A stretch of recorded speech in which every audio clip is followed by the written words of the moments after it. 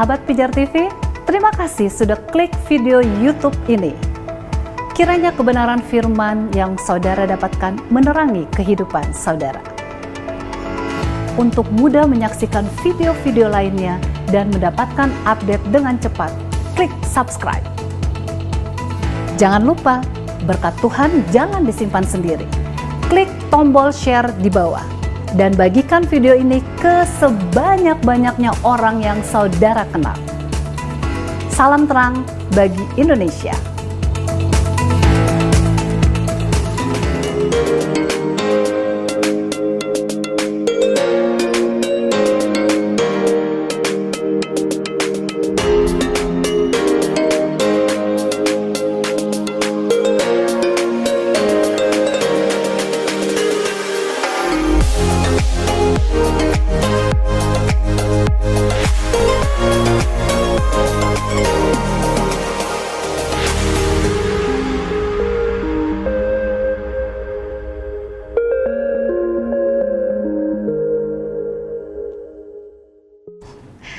Selamat datang di program Merangkai Nilai Kehidupan.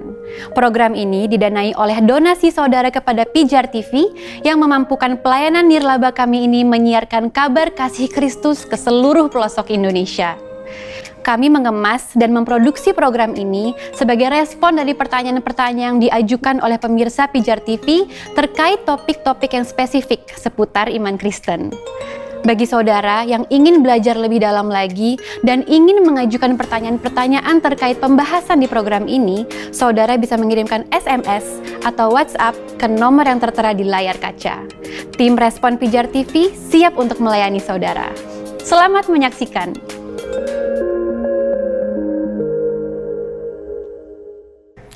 Shalom pemirsa Pijar TV yang dikasihi Tuhan. Kita jumpa lagi dalam program Merangkai Nilai Kehidupan. Seperti biasa, kita akan kembali membahas topik-topik yang menarik yang tentunya harapan saya dapat memberkati saudara sekalian. Dan pada kesempatan ini, topik pembahasan kita adalah hidup yang dipimpin oleh Roh Kudus atau oleh Roh Allah. Kita baca di dalam Galatia 5 ayat 16, demikian firman Tuhan. Maksudku ialah, hiduplah oleh Roh, maka kamu tidak akan menurut keinginan daging. Terus di ayat 22-25 dikatakan demikian. Tetapi buah roh ialah kasih, sukacita, damai sejahtera, kesabaran, kemurahan, kebaikan, kesetiaan, kelemah lembutan, penguasaan diri. Tidak ada hukum yang menentang hal-hal itu. Barang siapa menjadi milik Kristus Yesus, ia telah menyalibkan daging dengan segala hawa nafsu dan keinginannya. Jikalau kita hidup oleh Roh, baiklah hidup kita juga dipimpin oleh Roh. Di sini Paulus menjelaskan bahwa buah Roh merupakan akibat atau hasil dari hidup kita yang dipimpin oleh Roh. Apa artinya? Artinya Roh Kudus memimpin pikiran kita untuk masuk dalam kehendak Allah dalam hidup kita. Namun pada kenyataan sehari-hari, banyak orang Kristen yang masih memiliki kecenderungan hidup di dalam daging. Kalau begitu, apa definisi hidup yang dipimpin oleh Roh? Definisi hidup yang dipimpin oleh Roh adalah pengaruh atau pengendalian Roh Kudus yang berlaku atas kita. Tentunya tatkala kita berserah diri dan taat kepadanya. Hidup yang dipimpin oleh Roh Kudus telah dicurahkan dalam hati kita lewat pembaptisan, dan dengan pembaptisan itu pula kita diangkat menjadi anak-anak Allah. Yesus sendiri berkata dalam Yohanes 1 ayat 12, demikian firman Tuhan, tetapi semua orang yang menerimanya diberinya kuasa supaya menjadi anak-anak Allah, yaitu mereka yang percaya dalam namanya. Jika hidup kita tidak dipenuhi oleh Roh Kudus, maka kita tidak akan menghasilkan buah roh apapun. Tentunya tidak berlebihan bila saya katakan bahwa kita sangat membutuhkan bimbingan dan kuasa Roh Kudus. Roh Kudus adalah roh kehidupan atau sumber yang memancarkan untuk hidup yang kekal. Kita sangat memerlukan Roh Kudus karena Dia menyadarkan kita akan dosa-dosa kita agar kita masuk dalam pertobatan. Roh Kudus tinggal dalam hati umat beriman. Roh Kudus berdoa memberikan kesaksian tentang pengangkatan kita sebagai anak-anak Allah. Roh Kudus mengantar gereja kepada kebenaran. Kita harus menyadari bahwa ada pemisahan pengertian antara hidup dalam roh dan hidup dalam kedagingan. Dalam kitab Perjanjian Baru, khususnya dalam surat-surat Paulus, orang yang hidup dalam daging adalah ciri dari orang yang mengarahkan kehidupannya berfokus kepada kepentingan diri sendiri.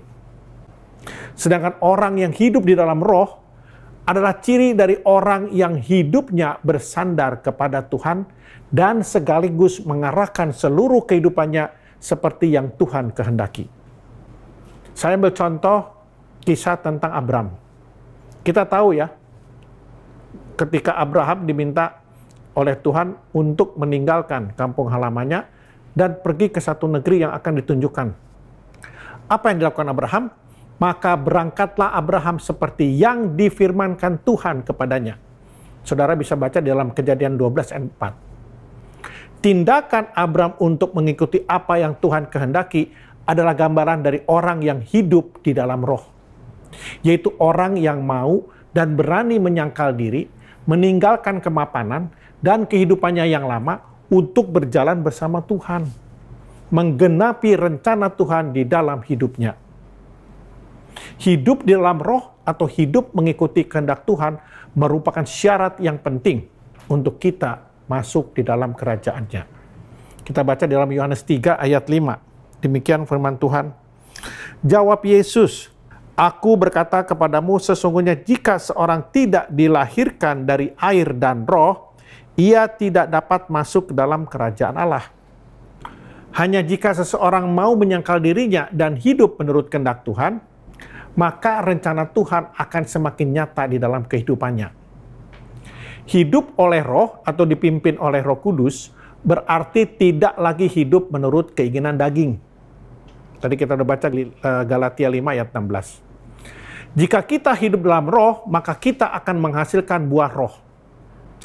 Apa gunanya kalau kita berseru Tuhan, Tuhan, tetapi tidak melaksanakan kehendak Tuhan? Ada di dalam Matius 7 ayat 22. Kita dipanggil untuk melakukan kehendak Tuhan, yaitu mengasihi Tuhan dan sesama. Kasih merupakan puncak kesempurnaan Kristiani. Kasih ini diwujudkan dalam perbuatan nyata sehari-hari tentunya. Roh Kudus adalah roh kasih Allah.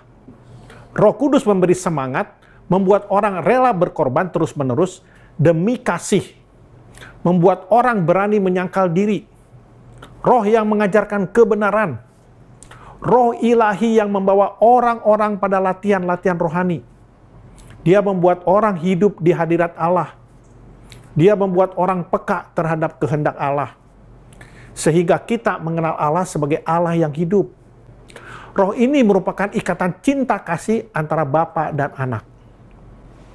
Bila seorang Kristen dikatakan hidup dalam iman, harapan dan kasih, sebenarnya Roh Kudus itulah yang menerangi langkah hidupnya. Yang menguatkan harapannya, walaupun dia dalam kesusahan dan kesulitan. Dan menguasainya dengan kasih kepada Tuhan, dan juga kasih kepada sesama. Kita semua adalah bait Allah, di mana Roh Kudus tinggal di dalam diri kita. Itu ada dalam 1 Korintus 6 ayat 19. Firman Tuhan berkata demikian. Atau tidak tahukah kamu bahwa tubuhmu ini adalah bait Roh Kudus yang diam di dalam kamu? Roh Kudus yang kamu peroleh dari Allah, dan bahwa kamu bukan milik kamu sendiri. Jadi bila Roh Kudus hadir dan bekerja aktif dalam diri seseorang, bisa dikatakan bahwa orang itu hidup di dalam roh. Seperti apa yang sudah dikatakan Paulus kepada jemaat di Roma.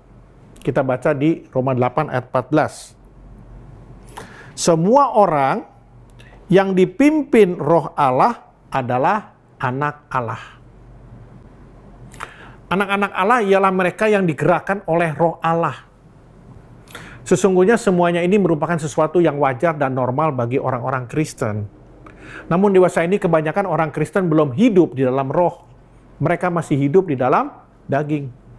Kita sering diajar atau mungkin barangkali mengajar tentang Kristus. Mengajar tentang kewajiban-kewajiban Kristen kita. Kita berniat melakukannya, namun banyak yang tidak mempunyai kemampuan dan kekuatan untuk melakukan apa yang kita pelajari. Banyak pula yang tidak memiliki hubungan yang intim dengan Kristus atau mengalami kehadiran serta karya-karya Tuhan dalam hidup kita. Kita sering mendengar tentang kasih Allah bagi kita, namun tidak mengalami kasih tersebut. Hal ini sama seperti orang yang lapar, ya. Kemudian dia mendengar cerita-cerita tentang makanan yang lezat dan berlimpah, tetapi tidak dapat menikmatinya. Tapi bila seseorang sungguh-sungguh hidup dalam roh, maka hidupnya akan berbeda. Ia menjadi tahu dan mengalami bahwa Roh Kudus ada di dalam dirinya. Ia tidak hanya mendengar dan percaya akan kasih Allah, namun ia juga mengalaminya. Mengalami kasih Allah. Kalau begitu, hidup kita akan mengalami perubahan yang cukup mendalam. Kita akan sungguh-sungguh dapat memuji Allah dengan bebas.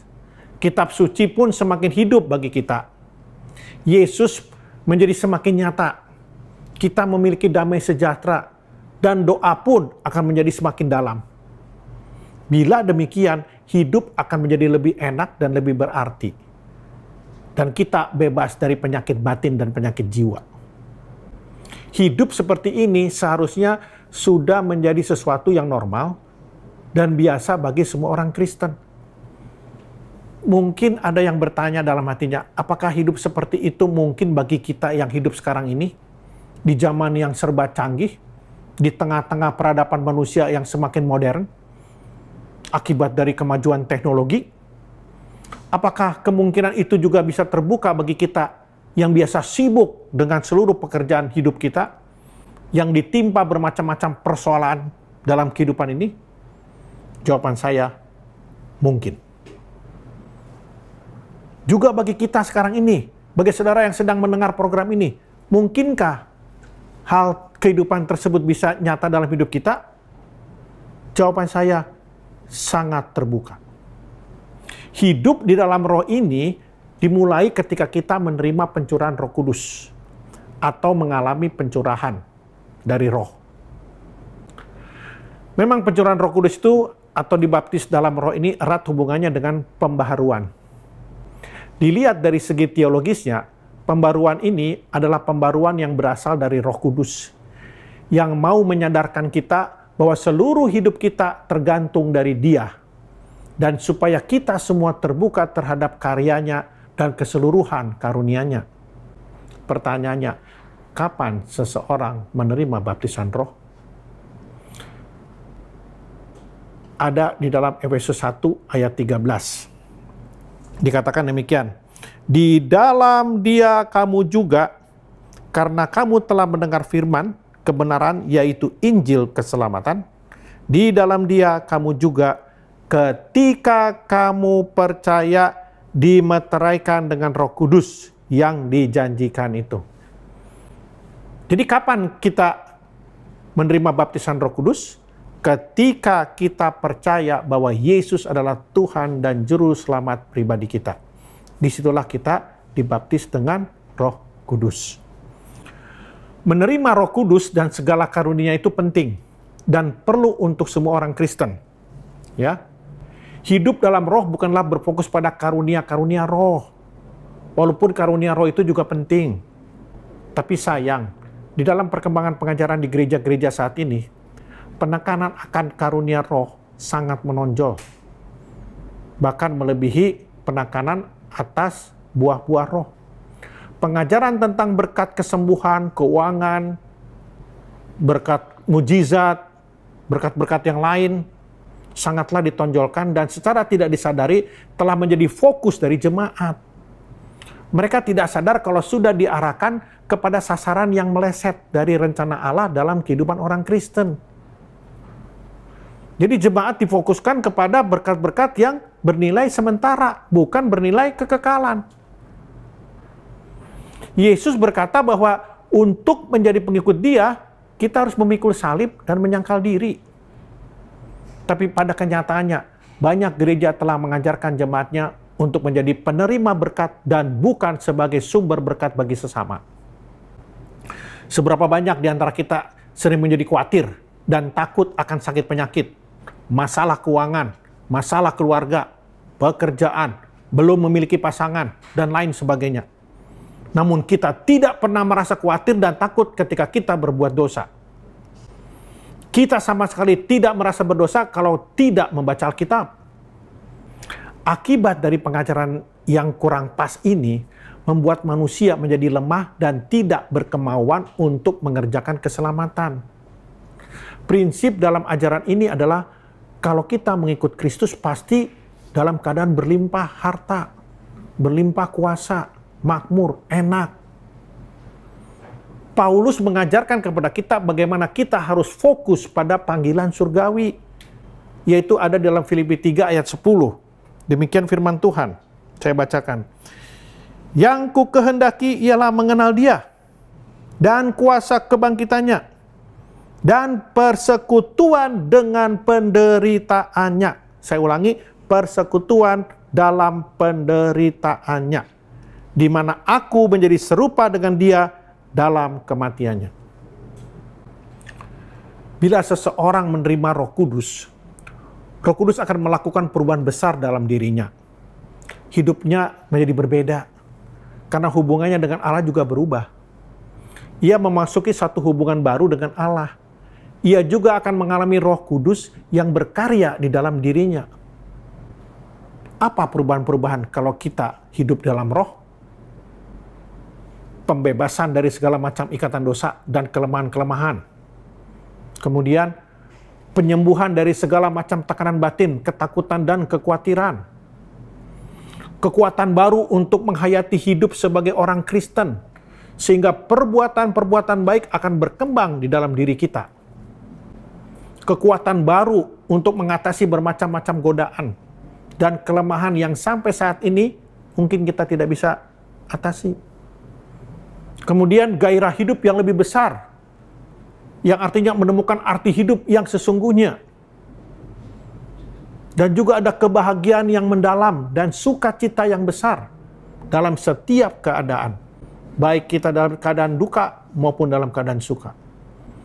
Juga akan adanya kesadaran bahwa dirinya benar-benar dicintai Allah dan bahwa Allah itu sungguh-sungguh hidup serta dekat dengannya. Dan kitab suci akan menjadi lebih hidup bagi orang-orang ini dan lebih menarik bagi mereka, sehingga gairah untuk membaca kitab suci terus bertambah. Mereka akan meluangkan waktu untuk membaca, menggali firman Tuhan di dalam hidupnya. Dan akhirnya makin hari akan makin tampak buah Roh Kudus dalam hidup kita. Apa itu buah Roh Kudus? Kasih, sukacita, damai sejahtera, kesabaran, kemurahan, kebaikan, kesetiaan, kelemah lembutan, dan penguasaan diri. Itu ada di dalam Galatia 5 ayat 22 dan 23. Atau dengan kata lain, menerima pencurahan Roh Kudus adalah langkah pertama suatu hidup yang baru. Hidup dalam roh dan bukan lagi dalam daging. Hidup dalam pelayanan yang penuh dengan kuasa. Nah, pertanyaan selanjutnya, langkah-langkah apa yang diperlukan agar kita dapat hidup di dalam roh? Saya mempelajari ada beberapa langkah yang harus kita lakukan supaya kita bisa hidup di dalam roh. Yang pertama adalah lahir baru.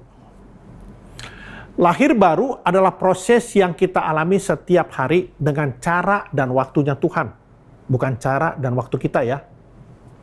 Kelahiran baru merupakan proses perubahan, yaitu perubahan arah pikiran atau tujuan serta harapan yang ada dalam pikiran pengikut-pengikut Kristus.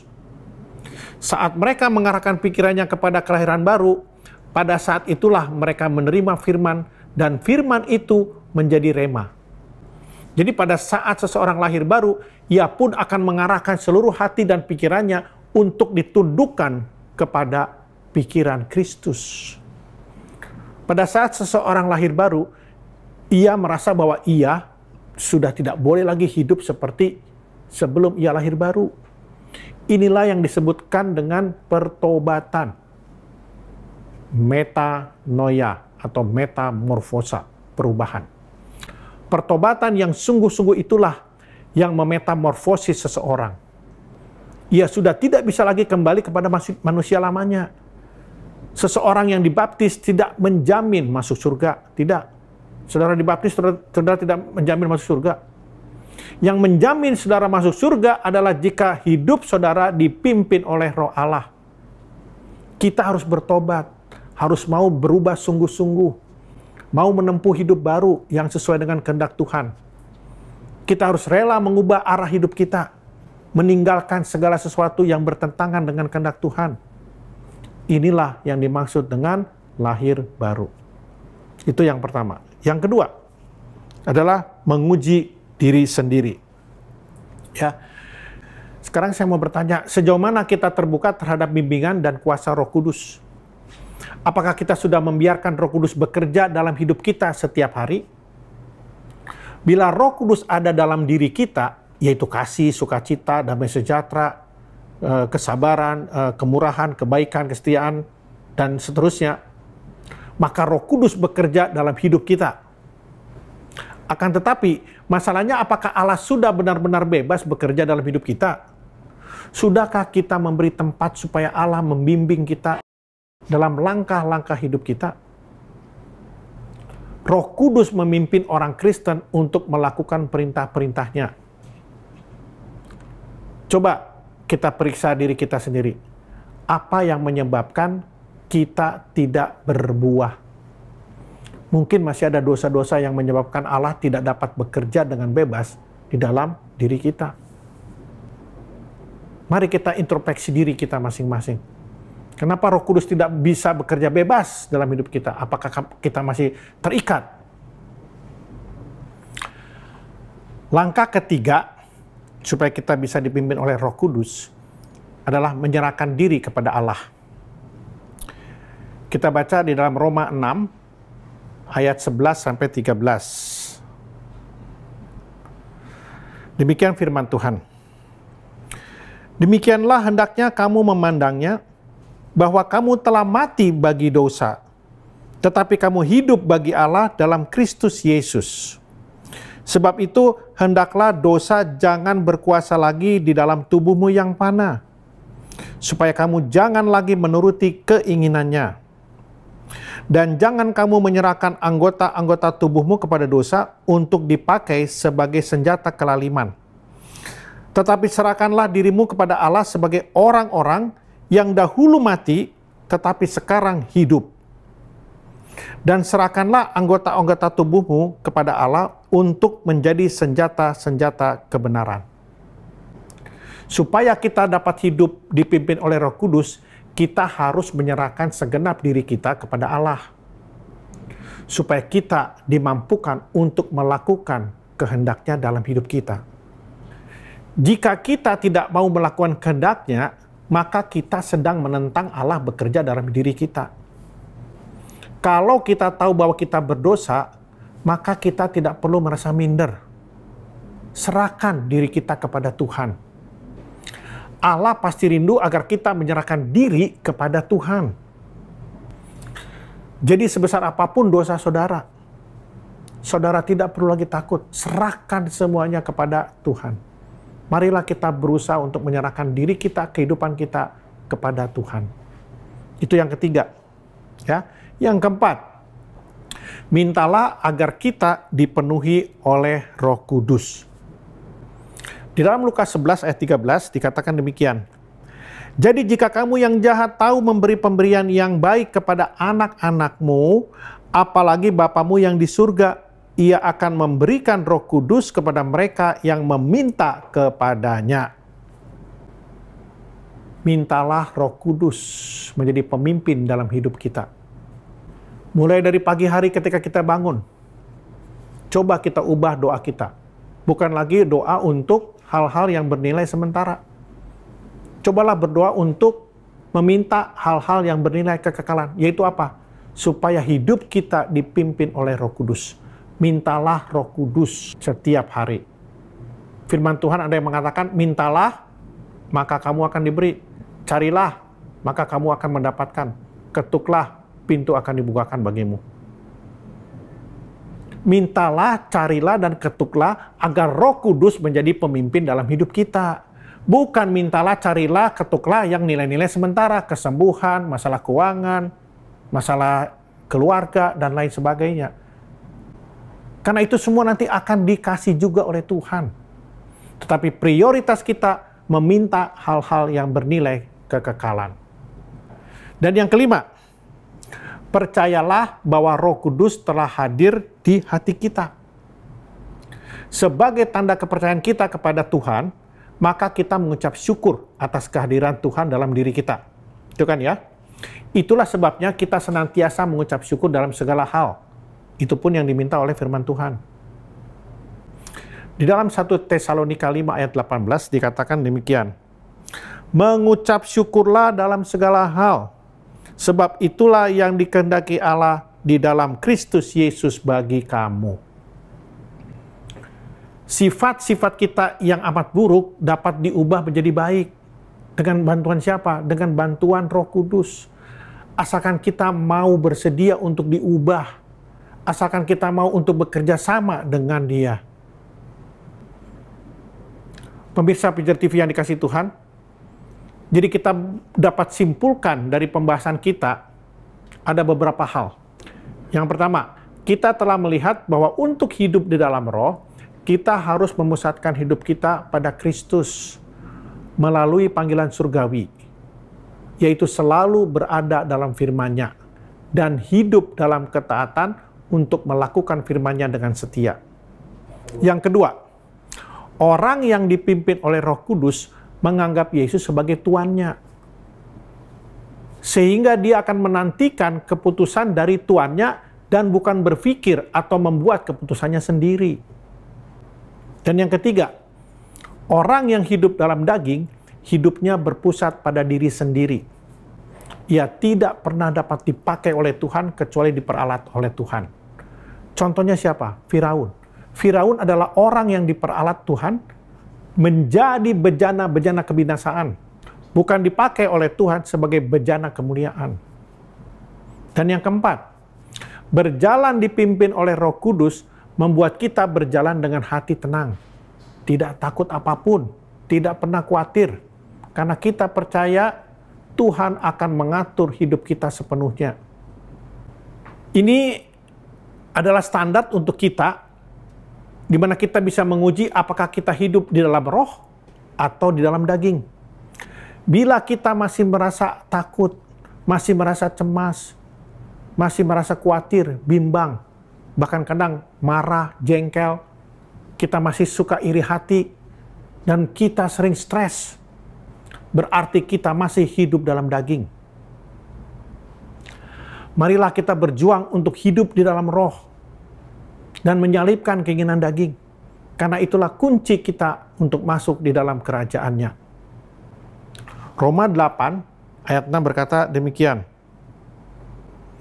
Karena keinginan daging adalah maut, tetapi keinginan roh adalah hidup dan damai sejahtera.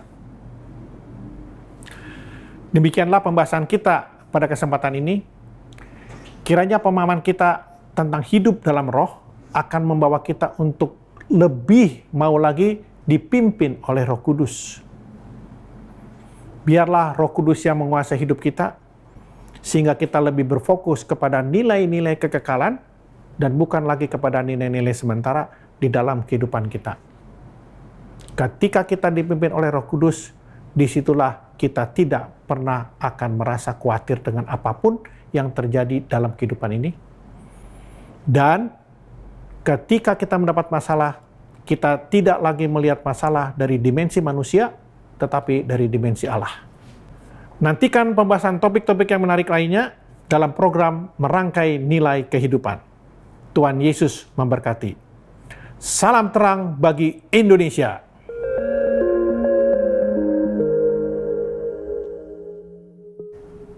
Terima kasih saudara telah menyaksikan program Merangkai Nilai Kehidupan.